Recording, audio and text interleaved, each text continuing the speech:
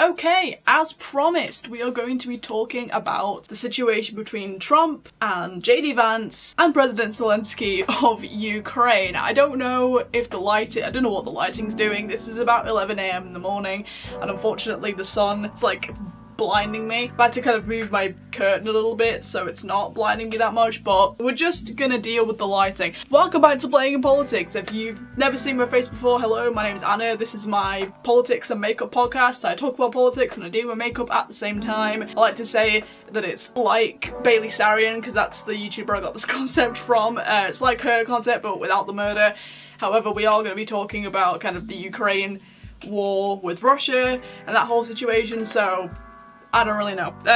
So yeah, if you are new to this channel, basically, as I say, I do my makeup, I talk about politics, and we kind of try and keep it a little bit more lighthearted and just kind of be a bit more of a discussion. I do tend to do kind of more breaking news on like my YouTube shorts, so if you like the concept and you like today's video and you like this channel, then hit subscribe. Would love to have you here.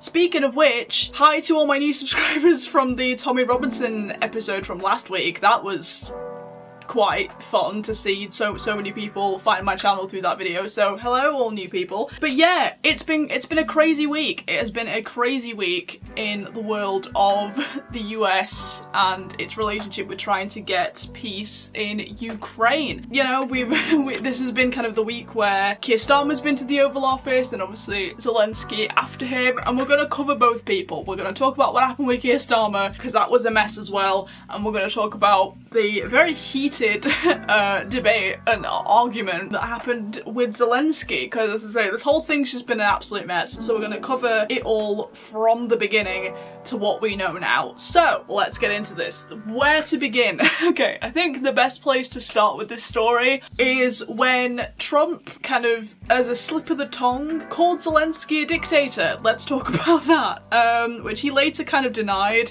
And his usual sort of Trumpian, did I say that? I don't know if I said that, like, well, kind of gaslighting the press, but he did do it. There is a clip, I don't know exactly what he was speaking at. I was trying to figure out what it was based on like the backdrop behind him. There was something to do with the FIT Institute or something, I don't know what it's called. But he was speaking at some sort of thing. He was Trump at a podium speaking about Zelensky, right? So, you know, he was in his element at a podium and he was talking shit. Now, obviously, my thoughts on when Trump first won the election were, oh, well, he's gonna like help this war to end, because as we know from the last time he was in the White House, he had a very close relationship with Putin, which was controversial, but you know, no wars started with them under Trump the first time, so you know, as I say, it was, I was optimistic that it was going to be quite a quick resolve. But of course there's been all this stuff around like whether Ukraine should be part of NATO, and obviously Zelensky got a load of money off the Biden administration. Like he was given a lot of money, which he has come out and said was a grant and not a loan, which apparently the Biden administration was saying it was a loan. It's like in total I think $600 billion he's got over this period, so yeah, there's a lot that's happened kind of before this. But when Trump was speaking about Zelensky at this sort of speech he was doing, he was basically waffling on, as he does, but he was going on about how Zelensky is like, and Ukraine is not in a good position. Like, they didn't really have good groundings to win this war in the first place. I mean, I don't know why he was framing it like this, like he was framing the war being Zelensky's fault, which is very weird. He kind of mentioned like he was like a kind of successful comedian, and then he, as president, got him into the war that they couldn't win. Which, it was a very strange way he was talking about it. I was surprised. When I watched the clip, I was like, yo, he's like Luke, he's slagging him off here, what is going on? And then he was basically, how the dictator comment came around was because he was saying that he refuses to have elections, which I thought was very odd, because as he then went on to say, you know, half of the country's kind of destroyed, so it's not, it's... Not that we should be laughing about that, but it was just like the irony of what, like, it was a very weird way he was trying to put it, right? He was like, yeah, it's like kind of difficult to do that when like half your country's destroyed, but then that's how the dictator thing came out. He was like, Zelensky the dictator doesn't have any elections, and I was like he didn't say it in like a poignant way. He was just kind of saying it very casually, which he shouldn't have said because as everyone has come out kind of since that comment came out and said like, Zelensky's not a dictator, what are you on about? So yeah, that was how that came about, just in case anyone was confused about when he called him a dictator, like how that came about. That's what that was. As I say, it wasn't, I don't necessarily see it as like an allegation in that way, but it was definitely a bit of a, whoa, hang on, why is he talking about Zelensky in this way? You know, even though like a lot of his, like he was saying it during his campaign, wasn't he, that like that was one of his things he was gonna do, was like bring a peace to Ukraine. And as I say, I was all for that. Because I thought, yeah, he's gonna go over to Russia, well, not necessarily go over to Russia, but he's gonna like get Putin to the Oval Office maybe, and you know, talk him down and say, yo, leave Ukraine alone. He was really gonna help with these negotiations because he knew the type of power he had when it comes, like, and has when it comes to Putin and Russia and all these crazy people who like starting wars. So it's weird the kind of the direction and the path he's going down now based on what's been happening over the past few days. So as I say, there's been a lot of people who come out and said like Zelensky's not a dictator, and just the reaction to everything that's happened over the past few days as well has been very much shock, specifically from like the Conservative MPs in the UK, which is also linked to, as they, what's like the heated argument that happened with Vance and everything yesterday and all the drama, which we will get to. So yeah, that was kind of the first thing. The sun's kind of coming back a little bit, so I'm gonna try and sort of angle this way. As I say, I'm sorry, it's just the time of day that I'm filming. It's like peak sun right in front of my window. Yeah, so that was kind of the how this all began, right? And as I say, this has been the week of visits when it comes to people going to the White House and the Oval Office. So the first person we saw go to the White House and the Oval Office this week was obviously Kier Starmer and David Lammy, our two favourite politicians at the moment, guys, right?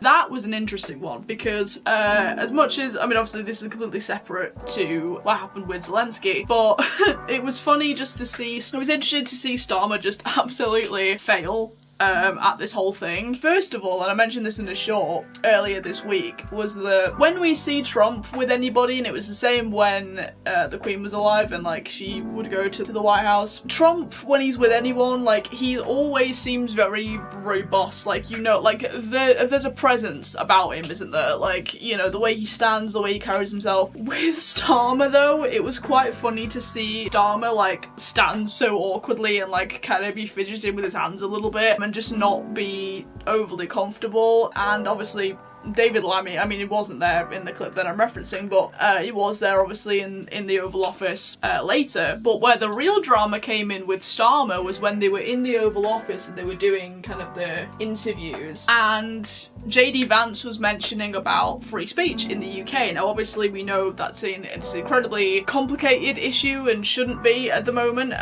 with the fact that we've got people in jail for posting memes on Facebook, and obviously we did a whole episode around what's going on with Tommy Robinson. That was last week's episode. So we already know that like free speech in this country is incredibly broken. I am so sorry for the lighting.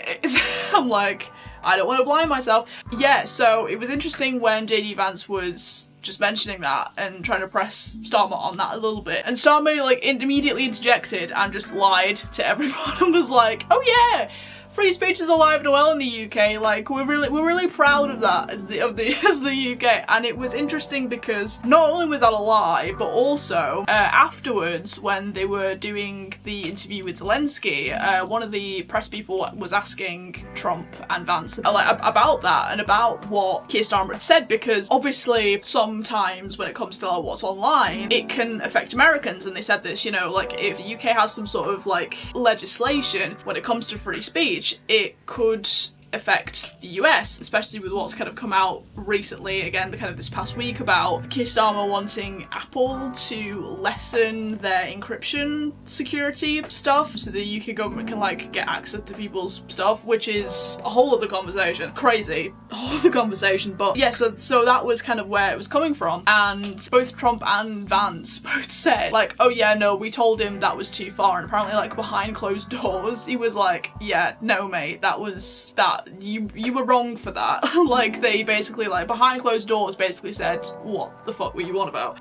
Like, it was, you know, and he was basically told off a bit by the administration, which he should have been, you know. It was complete and utter rubbish that he was talking about free speech. But now getting on to, obviously, the main event, which was the great big drama that happened with Zelensky when he went to the Oval Office. Now, again, as I've said, I was expecting this to be, you know, quite robust, like he was going to be really trying to help Zelensky out with all this. Obviously, we've said about, you know, there's a lot of controversy around whether Ukraine should be part of NATO and whether that's going to help calm things down, you know. I'm so sorry about the lighting. I don't know I can't fix it. It's the sun, right? There is a lot that's going on around this topic. Yeah, so obviously there's been a lot of stuff going on or just around how they're going to try and achieve peace with all this, which is obviously really important. Like, this war's been going on for 3 years now. It's getting, you know, past the point of like, yo, we need to be doing something. And obviously, as much as the Biden administration was pushing all this money to them, Trump is right in a way that they're still not in the best position when it comes to trying to defeat Putin. And I think a lot of their narrative has been, you know, with, and they said this during the interview, they were like, with the US, you could win this. Like, the only way you're going to be able to do this is with the US, is with Trump's administration. And again, you know, I don't necessarily disagree with that point because, you know, as I said, I do believe that Trump, at least in the past, has had a very good relationship with calming down the Kremlin. However, though, we are seeing a slightly different take on this. But however, you know, there is different perspectives and different ways you can view this based on just how you want to perceive it. And this was very interesting because, of course, I think we've all seen the clip at this point. If you haven't, go watch it because it's heated. It's a little bit shocking and it's awkward to watch. It is borderline cringe in a way because it's like, we should be doing this in a diplomatic way, folks. We should not be talking over each other, low-key raising our voices, like, let's not, you know. Yeah, and we'll get to a few of the details of what was said in that argument and how it all played out in a minute. But depending on how you want to view this, there is a different way to perceive how it happened, because obviously the mainstream is very much, wow, this is really shocking, and Zelensky was asked to leave the White House afterwards. You know, he was literally like kicked out after this argument. Like, they were going to do a press conference and it was cancelled because he was asked to leave, which was insane. Like, Trump basically said, like, come back when you're ready to be diplomatic and talk about this negotiation without starting an argument, basically, which I think was very interesting. And again, going back to kind of the should Ukraine be part of NATO, do I necessarily have a strong opinion about this?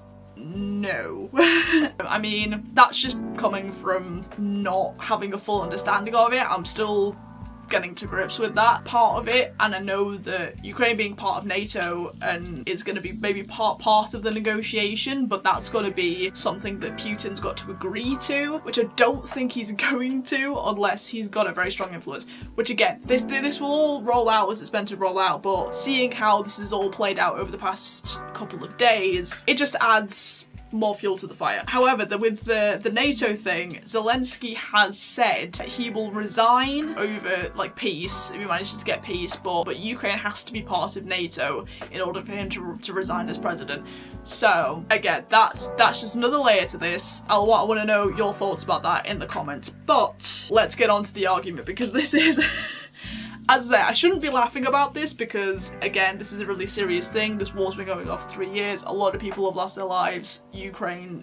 Parts of Ukraine have been very much destroyed. So this is all still up in the air. However, what happened? Like, what the heck was that argument? What the heck was going on in that room? I still, because I've watched the clip a few times now, and it's, as I say, it is rather sort of almost cringe to watch it all go down, because you just think to yourself, this is not how this is meant to go down. They were literally like talking over each other. To be fair, Zelensky was trying to get a word in, and Trump kept sort of, I mean, I couldn't even really tell what Zelensky was trying to say half the time. time because Trump and Vance were just talking over him, which was a bit like, yo, mate, let's, you know, one person at a time, please, for the love of God. That is one thing that does really annoy me about, like, politics, and it's the same when it comes to, like, Houses of Commons debates, is, like, when they start shouting over each other, and, like, Zelensky has to be, like, calling order and be like, one person at a time, please, we want to hear what people have to say. It does really infuriate me because it's childish in a way. Like, you gotta let, especially in, like, when you're trying to handle things like war negotiations and things in a diplomatic manner, you gotta at least let people talk one at a time, okay? It really does. I don't know whether it's just me, I just get overstimulated listening to these things, but it just seems really cringe, as I say. I am sorry about the lighting I'm having to do of this moment. I hope you can see what I'm doing if you're curious about the makeup side of things. As you know, if you've seen the clip, but if you haven't, a lot of this has been fueled and sparked by Trump's obsession with the fact, as we previously mentioned a bit ago, about how Ukraine is in a really bad position in this war, and the only way he's gonna win it is through Trump, through the Trump administration and through what he's able to do and their resources and things. And he was going on about, you know, like, the Biden administration, and he full on insulted Biden. He was like, he was not a smart man, you got all this help from this previous administration, and you backed the opposition. It was Vance that said that. He was like, you openly backed the opposition in November, and now you're here with this. But that's when, like, when that was mentioned, that's when the whole, have you said thank you once? Have you said thank you once in this whole thing? Which I honestly, when I heard that, I was like, oh my god, because this was the point when Zelensky was trying to, like, get a word in and couldn't because they just kept talking over him, and I was like, let the man speak. And there was quite a sarcastic tweet afterwards that was like, thank you to President Trump, thank you for the White House, thank you to the Vice President. He said thank you, I think, like 4 times in this really sarcastic tweet. But a lot of people thought that it was genuine, but then, like, all his team and everything came out and said, like, no, it was definitely sarcastic, that, because they were accusing him of not being grateful and not being thankful for the help. And again, it was a whole mess. As I say, if you've watched the thing, you know what I'm on about. But yeah, it was an absolute chaotic mess of just fully grown men having an argument. Here's the thing, Trump's, like, been in the office, like, what, 5 minutes? And the fact that they were literally, like, pressing him to say thank you, like, was that trying to say, like, are you great, like, are you saying thank you to us, or saying thank you to the Biden administration? Because I'm pretty sure he had said thank you to the Biden administration for all the money and everything quite a few times. Like, am I wrong in that? You guys are gonna have to correct me in the comments about that, but I don't know, the whole thing was very petty to me. Like, of course he's grateful, like, he's had all this money, and as much as Trump was trying to be like, you're in a really bad position and we're gonna be the ones to do it, which we're not surprised that it's a little bit of an arrogant take a little bit, but I don't know, it was just all very, like, the only way I could describe it is petty. I don't know, it was very, as I say, almost cringe trying to watch this, because they were trying to have, like, this debate and they were really trying to, like, press him and, like, low-key being kind of nasty. It was very, very odd. Obviously, we know that afterwards, even though the initial report said that he'd left, like, kind of on his own accord, afterwards it came out and said that no, he was asked to leave by Trump, which I thought was fascinating, because after calling him a dictator, which again he did actually deny during Kier Starmer's interview, he was like, because somebody said, like, how do you think about the fact you called President Zelensky a dictator? And he was like, did I call him a dictator? I don't know that I said that. You did, Trump, you did. It was a little bit of a slip of the tongue, as I mentioned, but yeah, he definitely did. So it kind of just added this extra layer to, like, whoa, maybe he doesn't like him. What the heck's going on? Like, it's adding a very strange angle to all this. Again, there's certain ways to look at this. Like, there's one way that's like, yeah, no, he doesn't actually like him, and this is a bit of a problem. But then there's also another way to look at it, which is maybe this is calculated. And this was my Atusi I'm getting this from when I watched kind of his reaction to the argument and everything go down, and I thought this was a really smart move to mention this, and a really smart move to handle it, in that maybe he's trying to get Putin to back down a little bit. Like, if they try and make it look like they're not getting on, if they're trying to make it look like Trump is maybe on the Kremlin side, then maybe they're gonna drop their forces a little bit, and then they can use that, you know, to their advantage, which I thought was like, why didn't I think of that?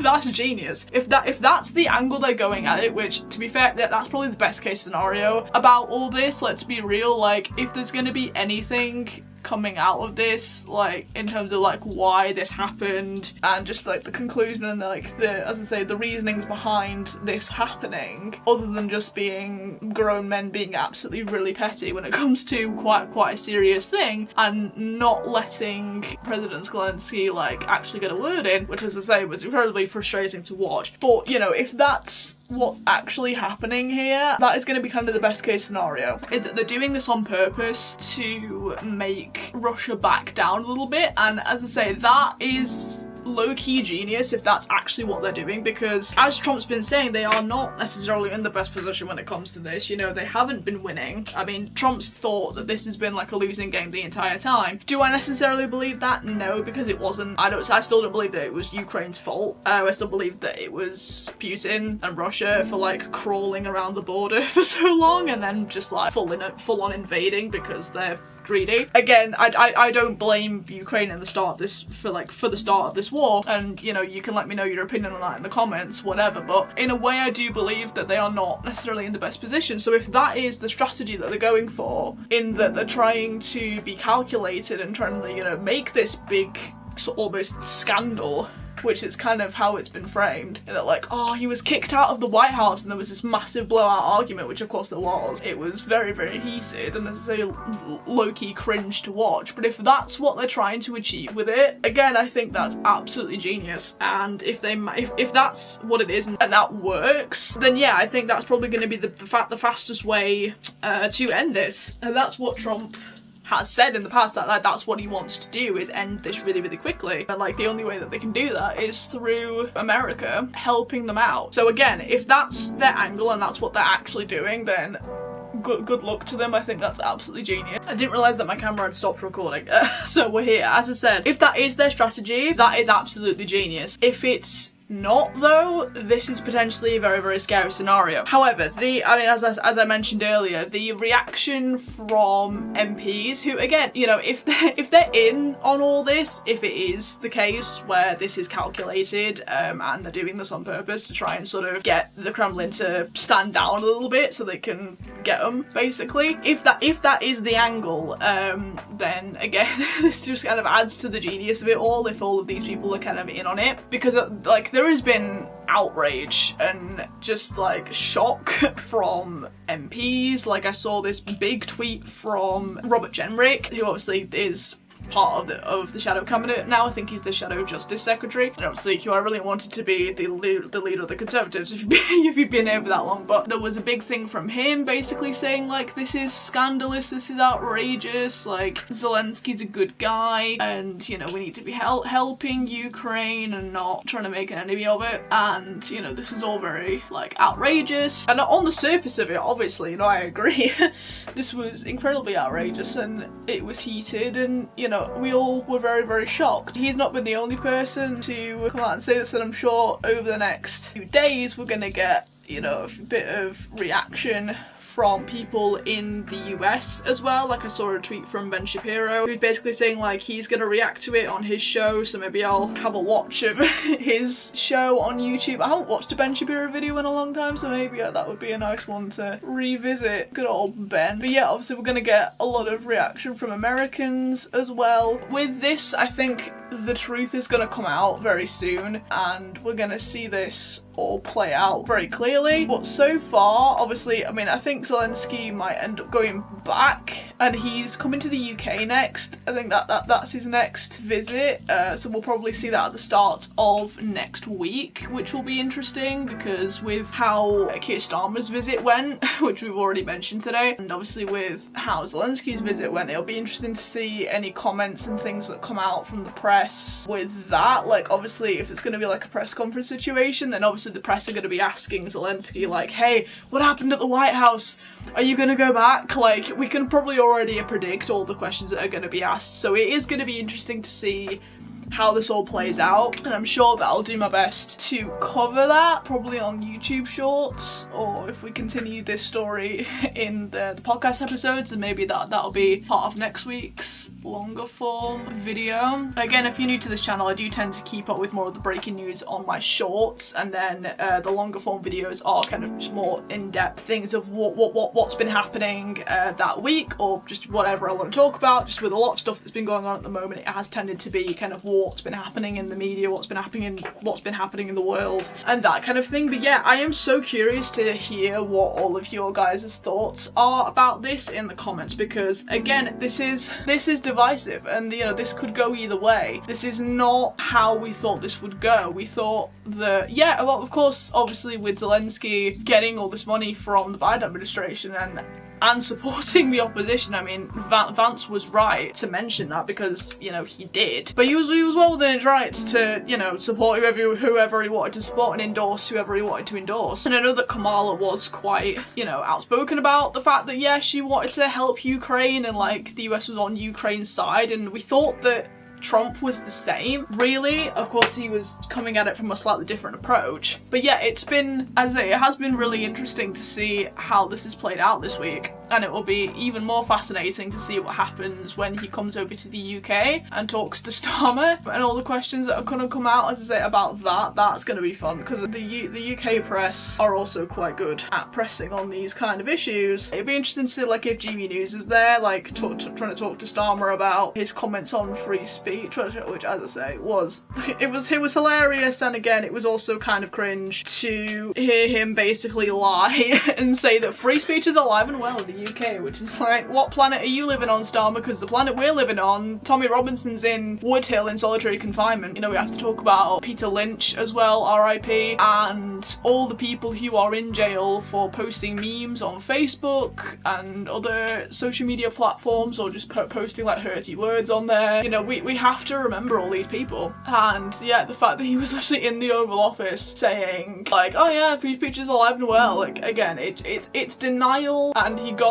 told off about it, as we already mentioned, like behind closed doors. They basically told him like he went too far, and it was like, nah mate, what planet are you living on? Like, let's be honest here, like, don't like full on lie, because, you know, your laws and your lack of free speech could also affect Americans. So of course, you know, they also have an interest in this in terms of trying to protect the American people from our crazy legislation. I want to know what you guys think as well about like the Apple security stuff going on, which I think is crazy. And as Trump said, actually, when they were asking about this in his interview with Zelensky, but when the press were asking about the free speech stuff, and he was like, yeah, like with the Apple thing, it's like similar to the stuff we see in China, which is true, which is kind of what I thought when all this news came out as well, was like, hang on a minute, this is not what the UK does. This is the kind of stuff that we see in, you know, the actual dictatorships across the world, not Zelensky, you know. So this has a lot of layers, and again, I want to know what you guys think in the comments. I am going to finish off my makeup, and then I'm going to come back with my concluding thoughts, and we will have a bit of a discussion about this as an overall thing. So I will see you guys when my full face is done. See you in a bit. Got a lot more goth than perhaps I was like maybe hoping it would. I was kind of going for that, but like not fully. If you're ever curious, by the way, with any of my videos about what makeup I've been using, I always link all the products in the description. So I usually say that at the beginning, but I forgot today. Anyway, so again, I just want to know what you guys think about all this in the comments, because as I say, it's been crazy. It's been crazy. I want to know if you think that this is genuinely like a fallout, and this could be quite worrying for the situation between Ukraine and Russia, or do you think that it's a genius strategy to get Putin to back down a little bit? I just noticed I got lipstick on my teeth, hang on. This is such a glamorous channel. But yeah, I want to know what you guys think either way. I don't really know where I sit. I am hoping that it's a genius strategy to help Russia to like let its guard down a little bit, so that they can hopefully come to peace really quickly, which is what Trump says that he wants to do. And we're saying that to Zelensky during the argument. It's like, we want peace. Do you want peace? Like, you don't want peace. It's like, cause he wants peace. He wants, I don't know. It's all a big mess, isn't it? As I say, just leave all your thoughts in the comments, and leave whatever thoughts you have or whatever else has been happening this week, like with Starmer's interview and all that stuff about free speech. Leave your thoughts about that as well. And yeah, I hope you guys enjoyed this episode. If you did, make sure to leave a like and subscribe so you don't miss out on any more of my future episodes or my shorts, because as I say, I do cover the kind of more the breaking news stuff on like my shorts on here. And yeah, make sure to subscribe because it's a fun old time. We are a fast growing channel now, which is really, really exciting. As I say, kind of at the end of every episode, I'm really excited to see where we can take this. I really enjoy this channel. I really enjoy making these videos and doing my makeup and trying to talk about politics. As I say, the whole reason I started this channel was to kind of get politics to be a little bit more lighthearted, because it can be really heavy, especially when we're talking about things like wars. I do want to talk a little bit about what's been happening in terms of like the Palestine and Israel conflict, because of course we know